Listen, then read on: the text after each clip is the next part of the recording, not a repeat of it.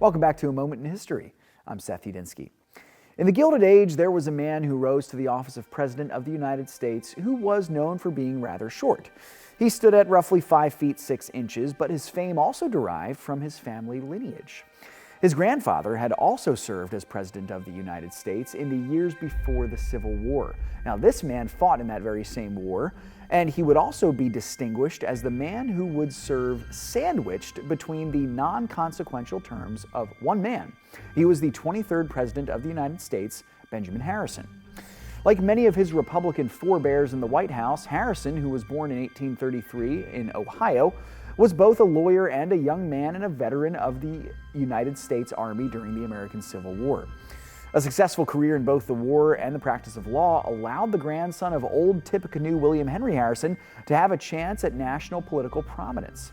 He jumped to the head of the Republican Party in time for the 1888 election, where he knocked off Grover Cleveland, the first Democrat to sit in the White House since the war. Harrison lost the popular vote to Cleveland, but took the electoral vote by a fairly wide margin. Now, Harrison's presidency was largely defined by his international policies, specifically related to the question of tariff prices.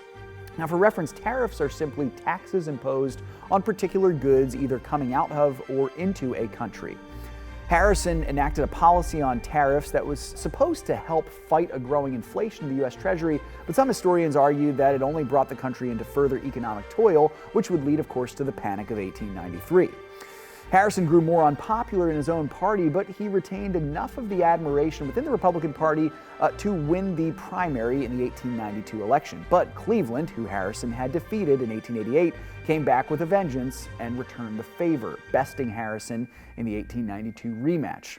Harrison spent his later days in the state of Indiana, and he was actually well known in life as a pious man, faithful to his Christian heritage.